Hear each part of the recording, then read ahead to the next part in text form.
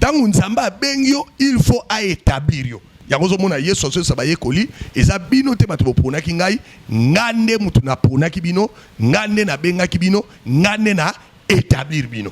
Donc c'est Dieu qui fait tout ça. Maintenant dans l'église qu'est-ce qui se passe?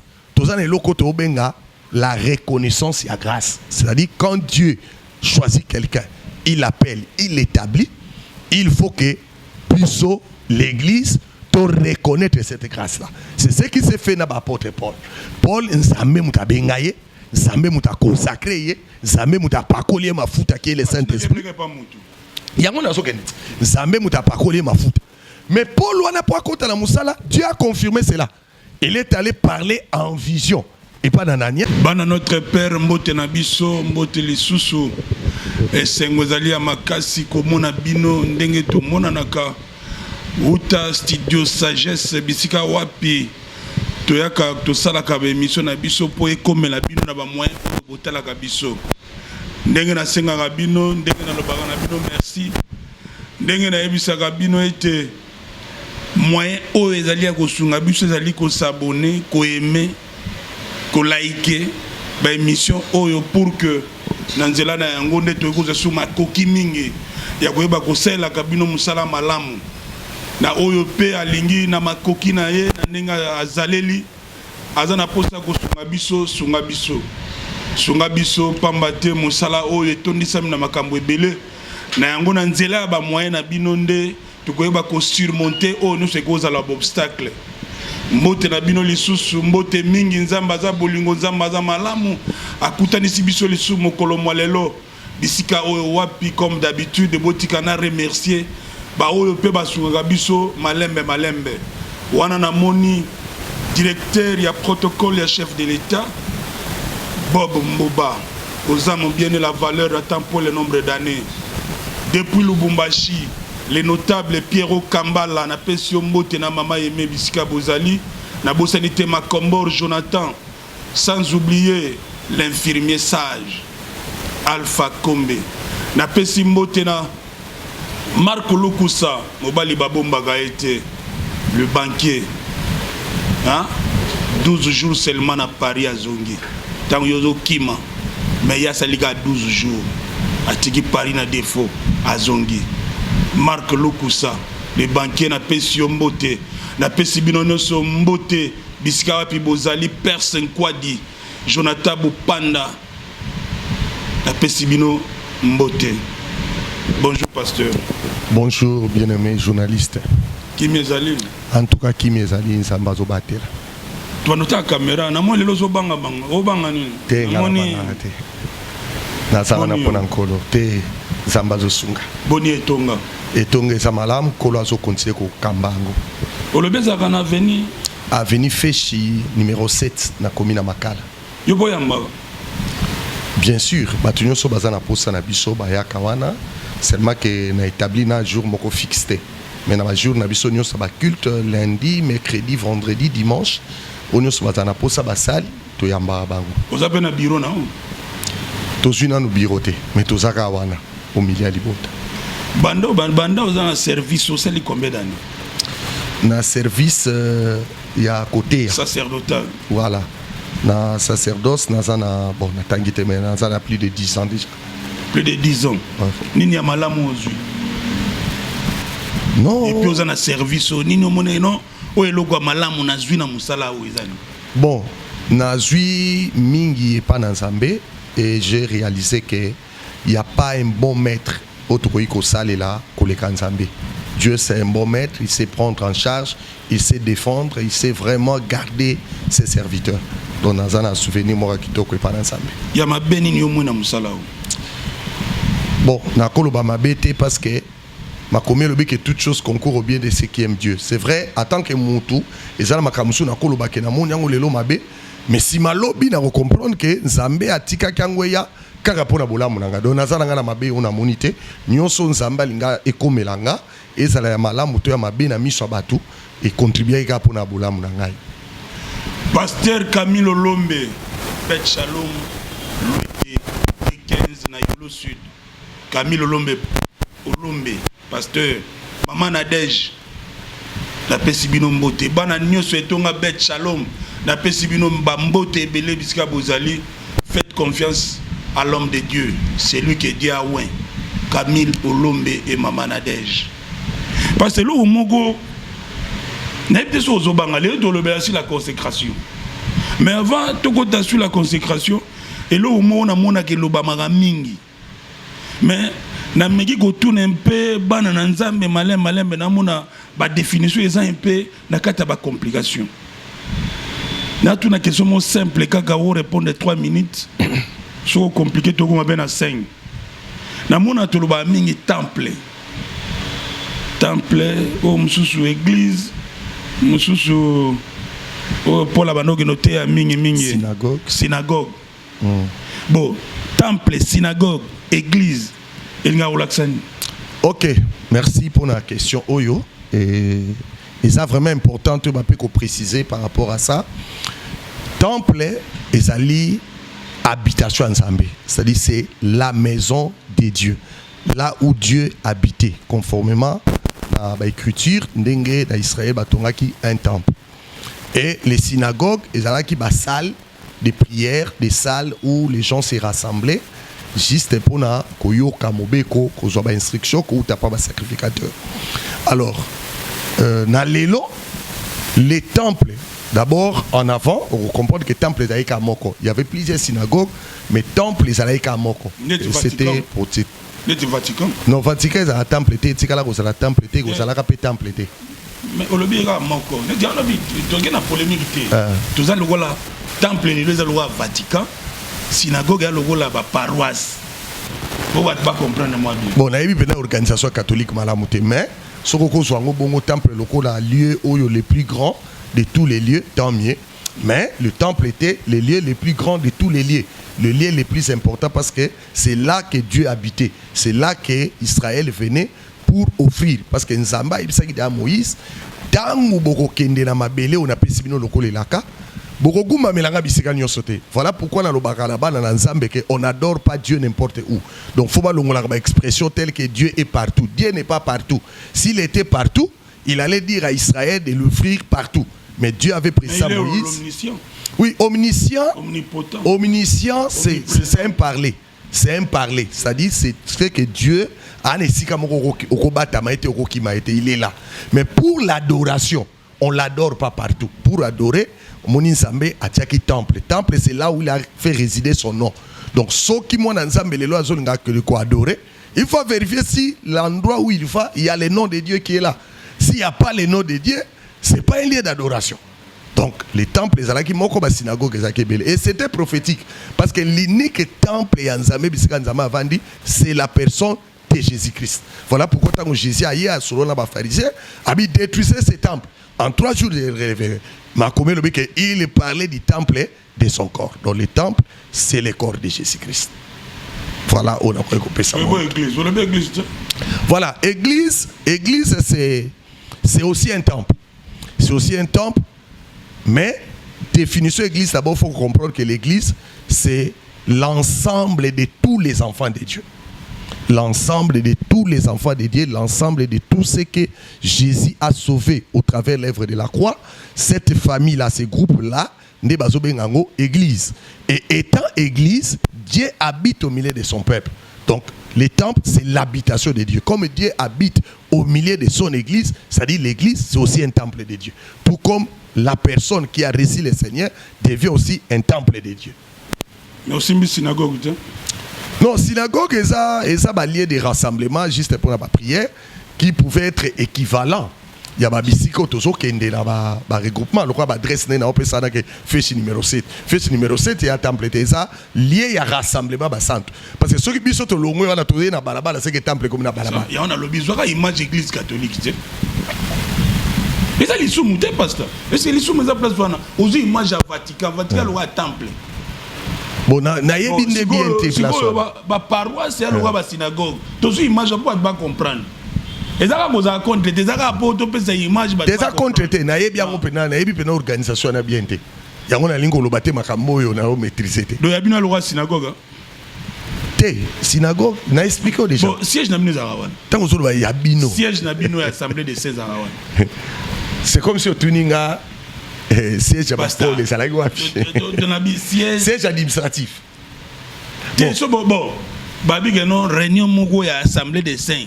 Même à Paul ba nozonga na Jérusalem, même à se retrouver wapi mazonga na Jérusalem, bisiko wapi ba okuta na bango nyostu ba sola na tina o etali marche église. OK, na sunga yo siège administratif na biso. Siège administratif na biso ils na université 83. Botonga Université 83. Bon, Botonga to ezaka na sia nini. Et bon, ça salle, hein, ça salle. Salle te boche ba tol. Bon, c'est ça néo au monde. Yango na moyebo we les ate po nanu bo batirité.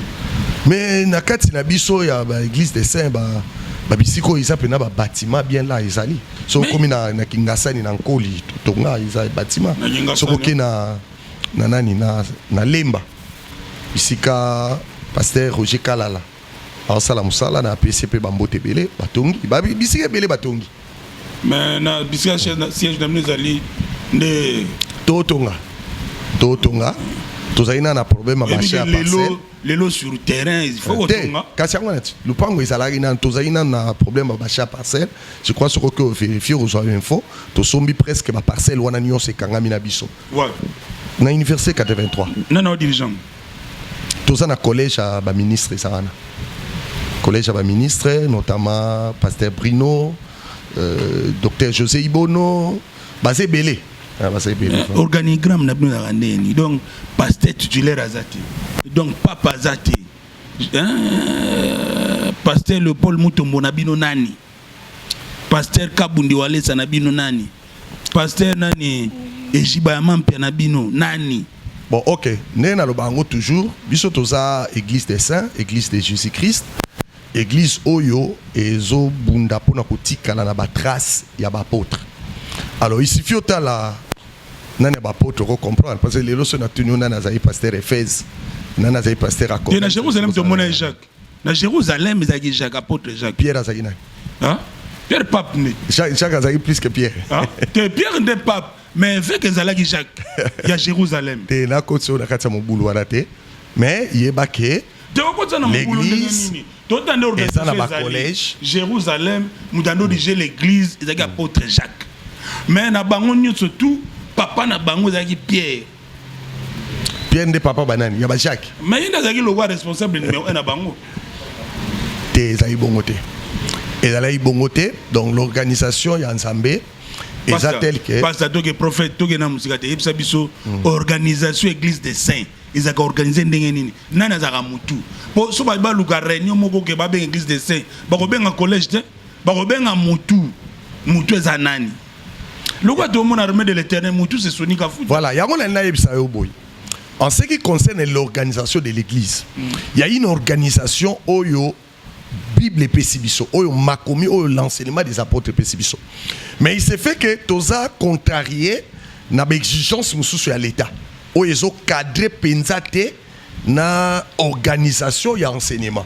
Alors on essaie un peu ya ko adapter ango pour ne pas trop déranger. Donc ce qui fait que ce qui l'état azana pour ça mutu moko on verra mutu moko na rokende pour na rosolola na ye pour na aider yo pour na mono place wana zo ko pour na aider yo consécration latine consécration ezali acte oyo moto aponami atiami pembe pona service na bani na mutu mutu moko aponami zo mona seke l'église de César qui na mutu mona na ponamaki oyo za difficulté ko lobake non mutu na biso za boye obi consécration latine nini consécration eza mutu oyo aponami atiami pembe pona musala moko songolo aponami pa nani pa ya nzambe ne mutaponi nzambe mutapona nzambe mutapona bibliquement parlant nzamba apona neti nani nzamba apona Jésus-Christ nzamba apona Paul nzamba apona Pierre apona les 12 apona siko na bino apona nani apona ki ba tata na biso ba nani ndakisa pasteur Bruno docteur Kalo docteur Mustapha bazamo ebele bango nde baza consacré bango nde nzamba aponaki awa na Congo po bateya biso makambo to te nzamba aponaki bango au travers nani bon et là il faut comprendre na mamanza mais faut toujours kotika na kati ya écriture il y a toujours des précurseurs. Soko tali makamuna nzambe, il y a toujours des précurseurs. Les précurseurs, bah jusqu'à toujours un statut moko particulier. Hein, bah jusqu'à toujours un statut moko particulier. Et il y a la suite.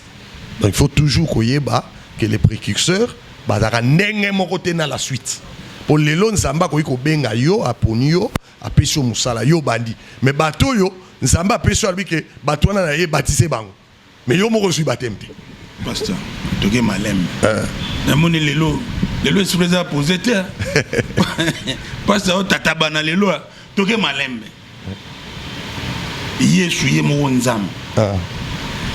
Abengi ba apôtre, ba disciple ya 70. Ouais. Na kati na bango aponi 12.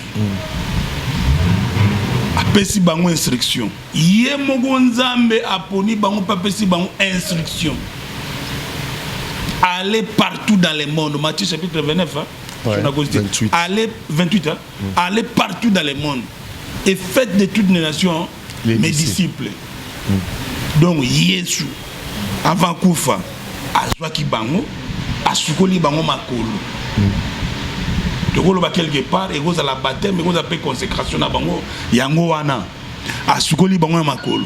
Yesu a Koufi, a Sekui, alinga matalikolo apesi bango musala wana ba apôtre bango moko ba ebindenge bakabwana ki panti Pierre akeko se retrouver na Rome a se retrouver na Rome ba bomi Pierre bakundi Pierre biska Vatican ezali biska siège église catholique ezali. Et c'est de là l'église catholique babumbaga poitrine que bango au moins bango baza bien organisé. Baebi kezaki na Pierre atikeli oyo ti lelo eza na pape oyo aza lelo. Mafuta wana eza na ye. Donc ye pe azozwa azosala. Yebisa biso sikoyo. Ce que l'église catholique eza bongo. Sikoyo bino. Pasteur Carlo, Pasteur Bruno, nani a consacré qui bango. Na lobi minga, mais na tigelo, na lobi minga, na tigelo temps. Na tigelo temps pour ba comprendre d'abord c'est quoi la consécration parce que ce qu'on comprendre c'est quoi la consécration té au moni ba question sur tout wana et couper ça mo boulot. D'abord na ligne au corriger. Pierre atikela kozala pape té atikela pe mutu moko banani wana te na batunyo so ba mibenga kana simana ye parce que bandeko wana to yebi ke ba ye na l'an 325 Pierre évangile ya makama l'an 325 te. D'ailleurs ce hôtel pe lolenge na bangona ya Pierre ekokana te pour ce batikeli mutu eloko au mona eloko batikeli yo fo ekokana na eloko mutu azali nango Pierre akokana ta na pape moko te biloko nyonso bango balata ka Pierre atikala olata ngo te bakani wana batambola nango Pierre atikala otambola ngo te donc baluka mutu na bango batika frère na biso Pierre azana kimia alors bakano batambola nango wana ba faire joana bakena ko simba OK ba cross alors Pierre azana kati makamana te Pierre c'est notre frère oyo atei na kati église de saint atei évangile ndengo baniko talisa ba Pierre ba baniko panzana po peut-être yo yebika Pierre mais ba toazeke belé au peut même ngana oyeba lisute oya tango na ba panzani ti évangile ye na Afrique ti etamboli mokili mobibo ti ekomi batata na biso ba yamba pe sango mala mwana ba roté ya biso mais là qu'il faut comprendre c'est quoi la consécration eza ndenge moko te na ndenge bana ko salama dans les sacerdoces lévitiques.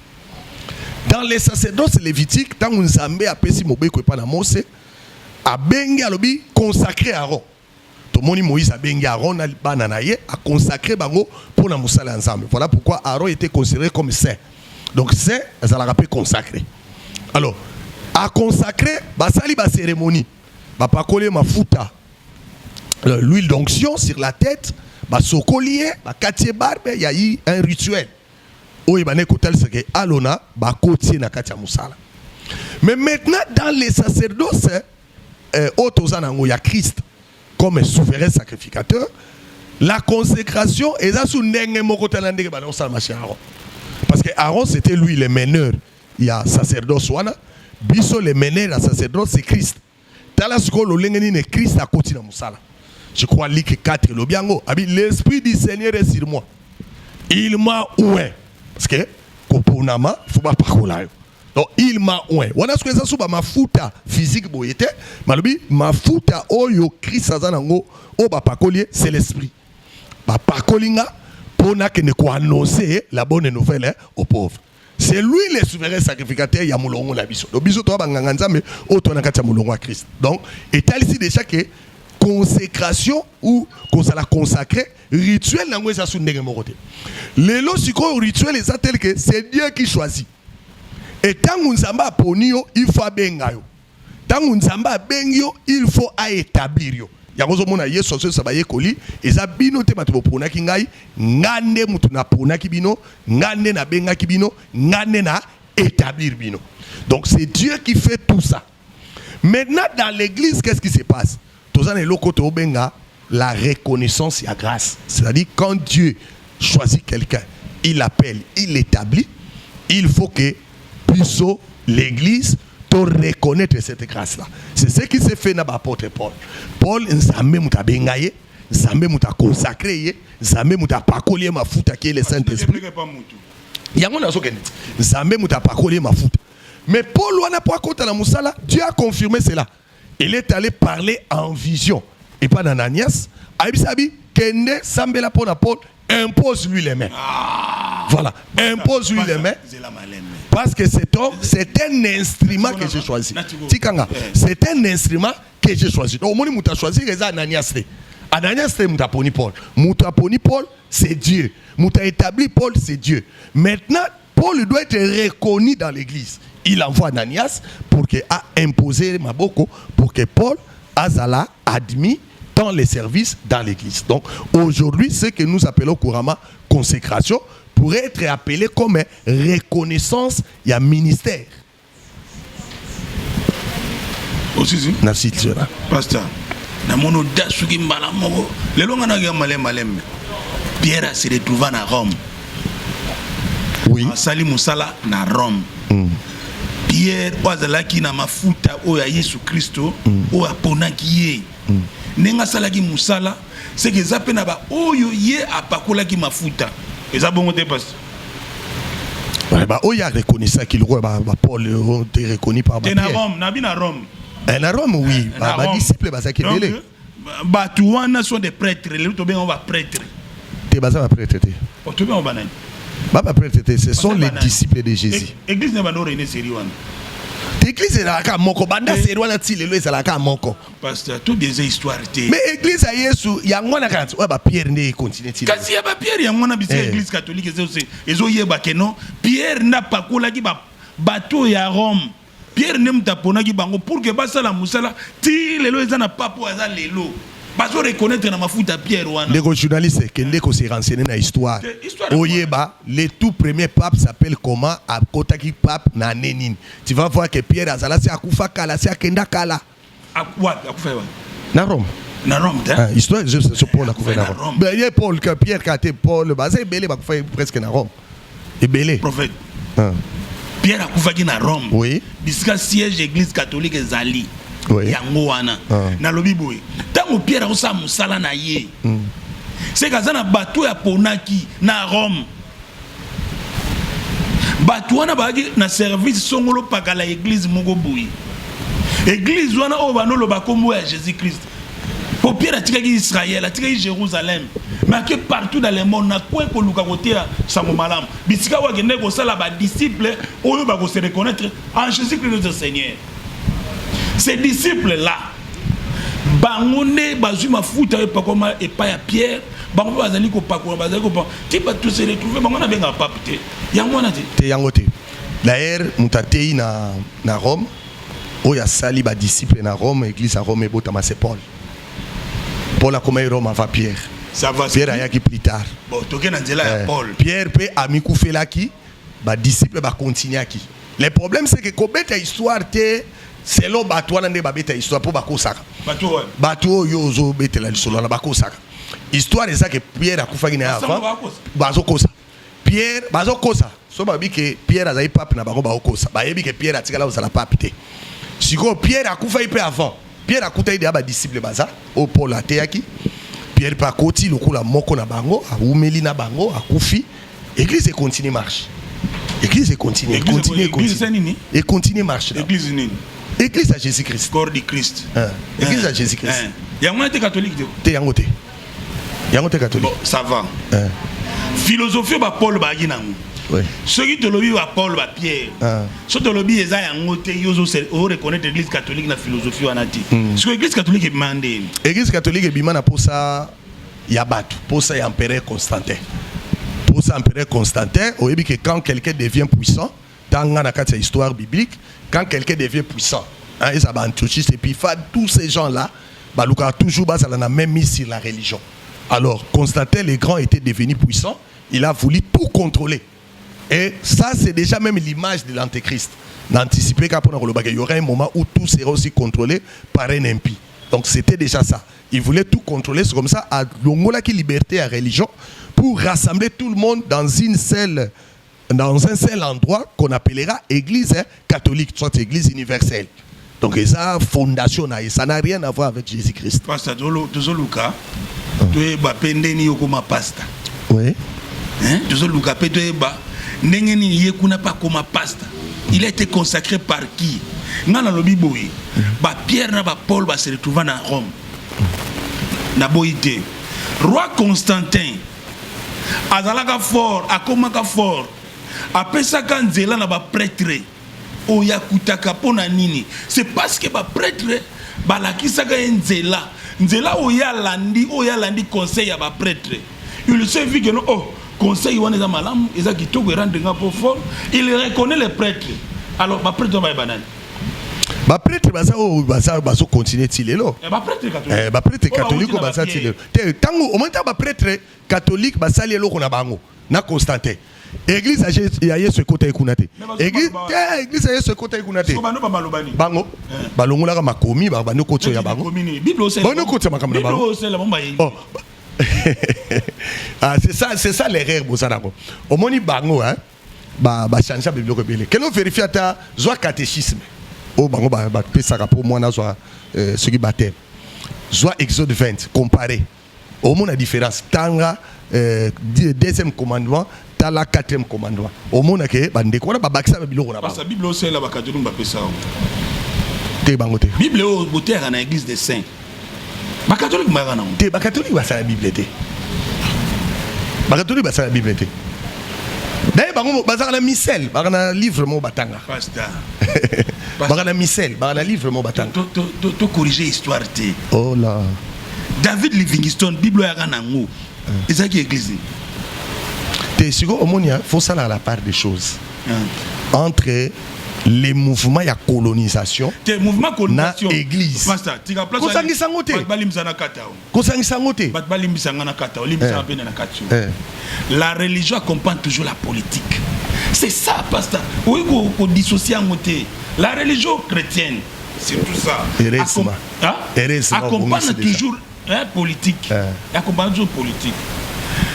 N'est mouvement de colonisation c'est tout à fait normal.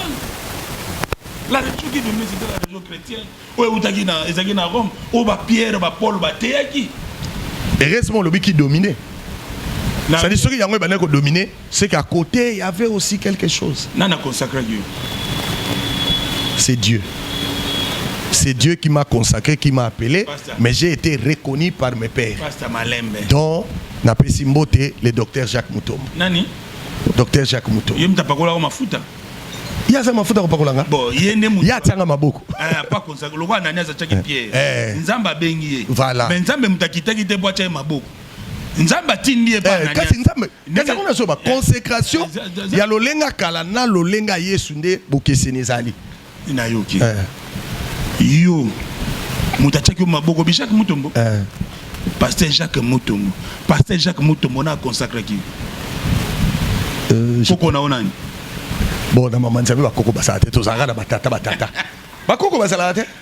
Bana nzambe toza sur la chaîne Expérience Christ TV bisika auto emetaka partir de studio Sagesse bisika binazo mona monsieur le juge.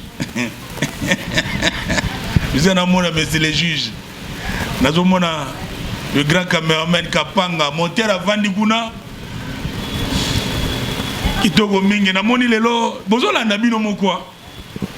Pasteur Ben alobaka mingi melelo azali azoboya catholique même si bazo mériter moi eloko moko boye pasteur fa boya pour église des saints na tuni pasteur nana consacré ki olobi Jacques Mutombo tenalba muta consacré nga nzambe na chaki maboko muta tchenga maboko eza docteur Jacques Mutombo so Jacques Mutombo na chaki maboko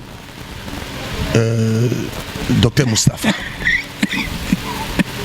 docteur Mustafa Aoudewa docteur Mustafa Aoudewa na catholique azaka na kati église des saints Aoudewa na catholique azaka na kati église des saints bon na yebi marche na yete mais na yebi lega l'église tu bosana église catholique wana ngait vous avez l'église on va dire ça va église catholique ma belle église catholique mon eza wana ma belle église catholique bon ma belle église catholique ezaka ke bazali banda liloba bazali banda liteya batoma na lilobo ba oyebi yokola na éducation bien dans le monde apparemment ko mon okola éducation bien o la ça peut dans une église na école catholique au mati vous avez pas servant oui au monde c'est l'image aux opé ça lelo même balamo a pouf o yego boya est-ce que na catholique ba sa yokindoki tikana bala que c'est ko yesu comment yesu apprendre dans l'église catholique na kozi.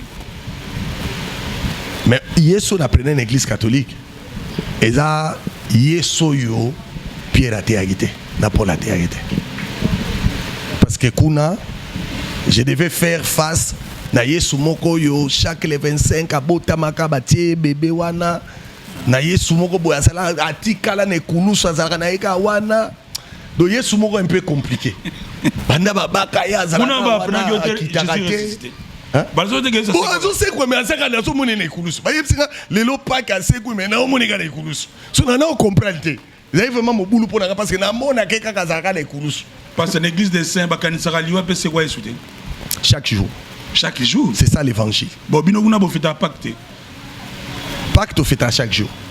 Donc même des lelo toza na kata Pâques. Pâques la tsarani. Pâques. Pâques par rapport il y a monango et outi na Israël, en Égypte. Le passage de l'Éternel sur les maisons, le passage de l'ange exterminateur. Donc les ange abanako sauter bandako Israël pour que le bomba égyptien, c'est ça Pâques. Pas que l'église catholique. Ah, il reste mobile pas que l'église catholique. C'est les oh célébrer calaming. Pas que l'église catholique ezalaka. Pas que la résurrection. Pas que y a ba judate. To célébrer pas qu'il y a mort na résurrection. Pas que vous célébrez le jour. Pas que catholique n'a pas qu'à enseigner. Pas que catholique on a S. N'est-ce que les arabes pas on a S. Pas que il y a Bible on a Juda on a on continuer les lots. Il y a on continuer et jusqu'à accomplissement parce que tout le monde toujours que bilo ancienne alliance ezaki lilingi et lilingi a pas qu'on a de Christ à accomplir. Parce que na mono qui m'a mis dans le bien. Tout le monde les lots d'église et beauté belé. Siko mwana oyo ole neti yo Jacques Mutombo ataki o maboko hein mwana oyo a se rebellé na Jacques Mutombo na ye azape na droit sa église bon ceux muta se rebellé na batata na ye abimi ta libanda liteat o se rebellé nde te o ko ignorer te babilo kwa neza mingi parce na tuno question voilà ce qui ye c'est que photo pesa nde kwana liteya azonga na makolo batata na ye ye ago consacré a consacré donc hier abîmé la rébellion azu mafuta bénédiction ya Ananias te azu mafuta Jacques Mutombo te azu loboko ya Sonika futa te azu loboko ya Kalo te Kabunda azu loboko ya Léopold Mutombo te azu loboko ya Kabundi Walesa te azu loboko ya ba pasteur na yete a se rebeller contre bango ko ça l'église na ye est-ce que mutu n'a pas habilité a-t-il la paix mutu maboko pour mutu na ko ça l'église bon nandimite ka okoma kuna si c'est vraiment un enfant de Dieu non ça la nazala kati enseignement voilà ce qui est zali c'est que ndekwana soka za nzambe a obukalite yate il va revenir à revenir na case de départ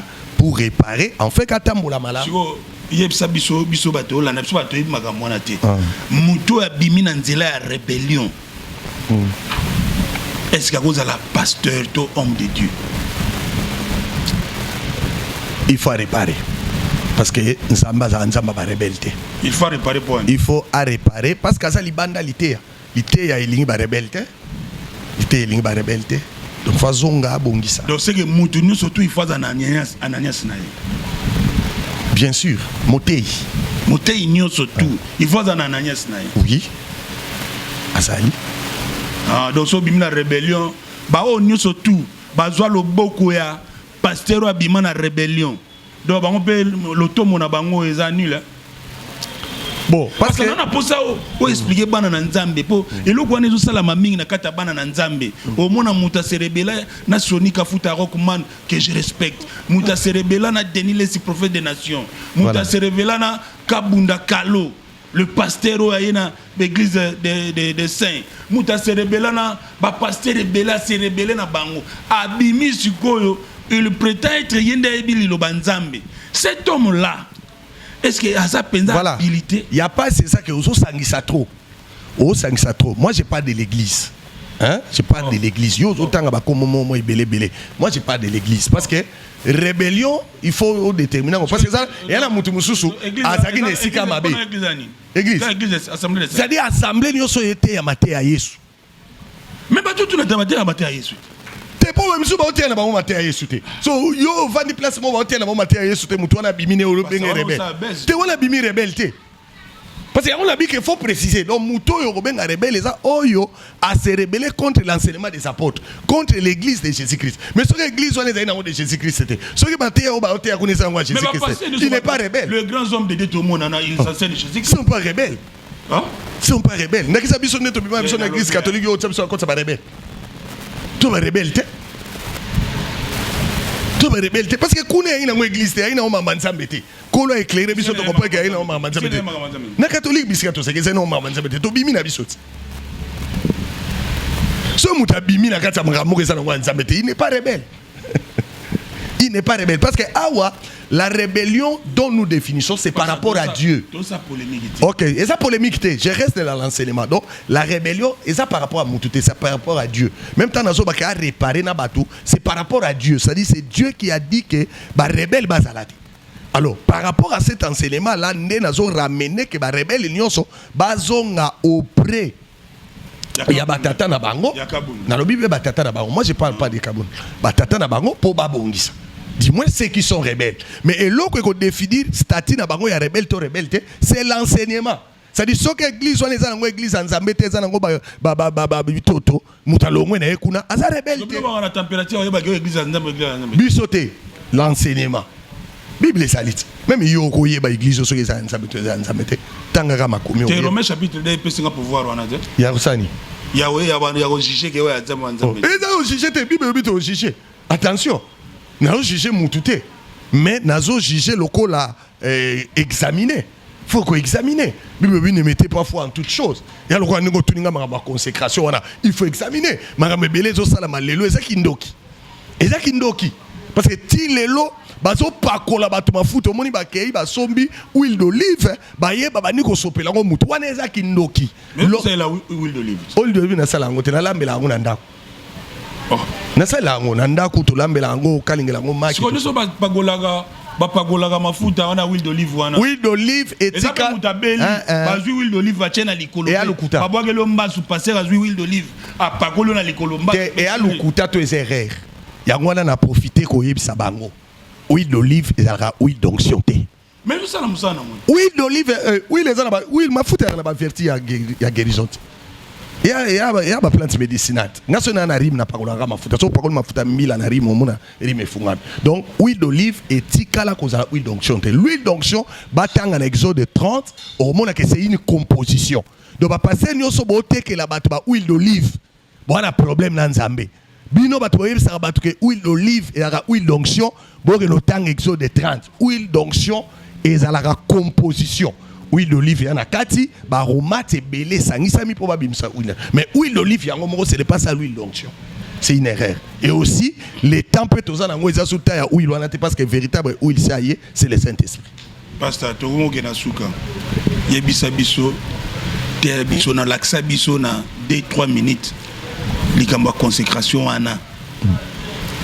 Et la kisi nini nani sengeli a consacré nani on peut pas consacrer et puis consacration est bien où t'es pas en Zambie dans la place à nani et pas à nani OK. Banano bazana vérité wana bana nzambe o basengeli bango nde babimisa basali ya nzambe. Bato bazana vérité ezaka bato nyonso yo batikala kotenga mate na makambo etali litea ya bantoma. Ndenge Yesu apesaki yango. Alors consécration, moto consacré, c'est Dieu parce que c'est lui qui choisit, c'est Dieu qui établit. Bato bazo tia maboko ezande bato yo ba monio.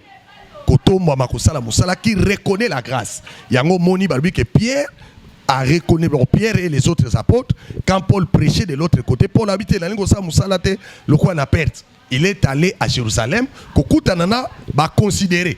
Donc il y a toujours les plus considérés, il y a toujours des colonnes. Alors, au côté de la colonne, les colonnes ont reconnu en Paul qu'il était vraiment un apôtre que Dieu a choisi pour appeler ça maître d'association. Donc, il y a une consécration comme maître d'association, il y a une reconnaissance, il y a grâce ministérielle. C'est-à-dire que reconnaître que et là, quand tu es ministre, tu es prophète, tu es apôtre, tu es ceci, tu es cela. Conformalité. Mais pas parce que tu es foutate, pas sopela yo maïté, parce qu'on est là qui bonganga, il y a alona. Mais na bonganga ya Christo, nous c'est ça par le Saint-Esprit et par l'imposition des mains. Et pour les enfants rebelles? Pour les enfants rebelles, bazongélalité ya. Bazonga na katalité ya ba comprendre que ba rebelle bazala raté. Même si vous avez un miracle, bazana ba te bien église mais il reste un rebelle. Miracle ça grâce à Nzambe. Dieu manifeste sa grâce n'engazo sala. Ba onyo so ba télémélalité ya na suka ba okuta na réalité ya polité o kozala juge. Soko se rebeller contre l'ité o okuta na l'ité. Donc na olobela ba rebelle oyo ba télémélalité. Ba rebelle oyo so kanisate. Po yo so kanisa ba rebelle o ba longwe na bango na kati ya fausseté, yo so benga ba rebelle. Nga bato ba longwe na fausseté na benga ba rebelle te. Nga ba rebelle za bato yo ba longwe na kati ya moboko nzambe. Hein? Fausseté net. Ndeko la soki muta alo aboyi na eba parole ba futa ba parole huile d'olive pour ba komisa e motei. Atelemeli le makambo na sa rebelle te. Lilo basuka pona lelo. OK, na pesi ba santu nyoso mbote. O bazona nanga partout, pe bana na nzambe nyonso. Na encourager bino bolanda émission Oyo bo s'abonner, chaîne Oyo Expérience Christ Télévision. Eza bisika Oyo boko découvrir vraiment makambo belé pona kondima na bino. Pona batu ya mokili mobimba Oyo balingi nzambe. Bo vérifier toujours les écritures. Batei bazote ya makambo belé mais vérifier. Bo sa lokwa bande kwa bere ba ne ko vérifier ce que Oyo baote ya bango eza yango to yango te. Bo tia foi na makambo nyonso te. Tika nzambe ya lola apambola bino. Napesi mbote na moninga na ngai depuis Lyon, Pastor Joao na maman Natasha. Napesi bino ba mbote belé bisika bozali. Na bosani yo l'élégant de Jimwepo. Napesi yo mbote mingi. Kemon mwana maman Bibiche. Napesi bino mbote pe na lobina bino merci bisika bozali. Napesi bino nyonso bolandaka biso. Roi Pelé Masenga César. Na Luanda na pesi bino mbote na pesi mbote na bato nyonso tout o ba se connectaka na sengi bino bo la connecter na sengi bino bo s'abonner na sengi lisungi na bino bo sunga biso to sala musala lolenge sengeli boyebi ke basala nzambe mususu ezaka OK o contacter ye a retour na yo ya o gagner nini o ko pesa ye nini po ye mo lobi ke non yo zo zwa mbongo donc a mbongo liboso alors ceux qui bosungi biso te bato bozana posa to kutana na bango to kutana bango te ceux bosungi biso te bosunga biso eloko na lobby oyo mais c'est le juge akobo ya moté prophète Taylor akobo ya tayebelo na lobby bosunga biso to kutana na bango to solola to sala mosala ya nzambe wana ezaki pasteur Ben Mayala ya lobi nzambe dans l'église des saints église des saints ndele ebile loba wana etalikaka ye moko biso samsana biso nzambe abatte la République démocratique du Congo et son peuple. Merci tokutani mikolo zali koya câble mer mobali babombaka ete yeyo merci.